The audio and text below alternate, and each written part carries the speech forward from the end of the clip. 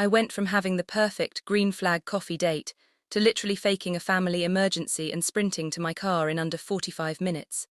And the craziest part, the guy I was on the date with wasn't even the one who made me run. Let me back up. 2 weeks of perfect texting, one flawless FaceTime call. I honestly thought I had finally found a green flag match. Jamie, 26, a handsome guy. The chemistry was already high. We decided on a low-key first meet, coffee and pastries at a local artisan bakery. My expectations were high.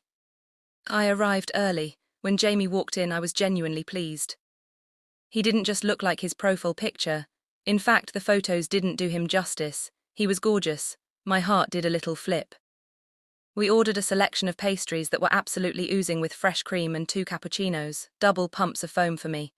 The conversation was easy, witty. It was looking good, cute even. We both reached for a pastry at the same time and laughed. He then grabbed a napkin and so gently wiped a dot of cream off my nose. We giggled, and for a second it felt like a real moment, a connection.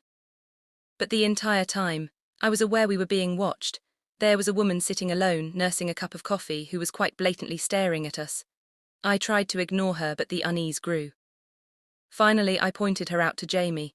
"She's making me feel so uneasy," I whispered, just sitting there, watching. Jamie smirked. He didn't look bothered. He looked proud. Instead of reassuring me, he chose that moment to gesture with his hand for the woman to come over to us.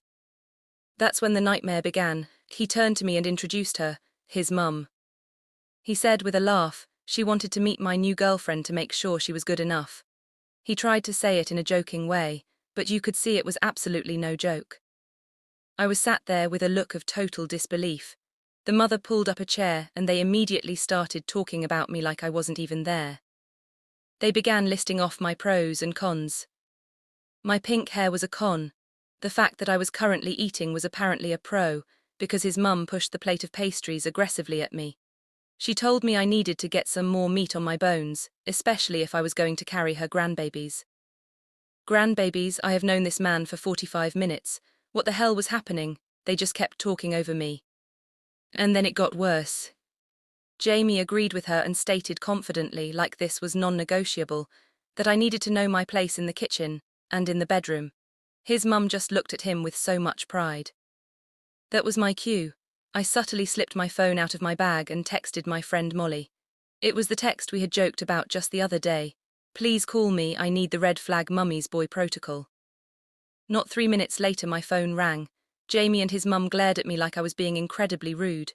"I'm so sorry, I really have to take this," I said, putting on my best fake concerned voice. "My daughter is with the babysitter." They looked horrified.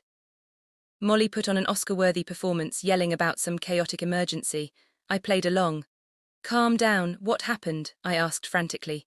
Molly screamed, "Just get here, she's out of control," and ended the call. I turned to the two of them who were sat there staring in stunned silence. "It was so lovely to meet you both," I said smoothly, laying the sweetness on thick. "I am looking forward to us getting to know each other better. Next time, I will bring my daughter." Before they had a chance to say a word, I was out the door. I made my clean getaway and drove straight to Molly's house, where I told her everything. When I finally took my phone out of my bag, I just burst out laughing. There were 5 missed calls from Jamie, 2 voicemails, and a very long text message ranting about my dishonesty. He truly believed bringing his mother along was fine, and that I was the one who had lost a good thing. I didn't even reply, I just blocked him.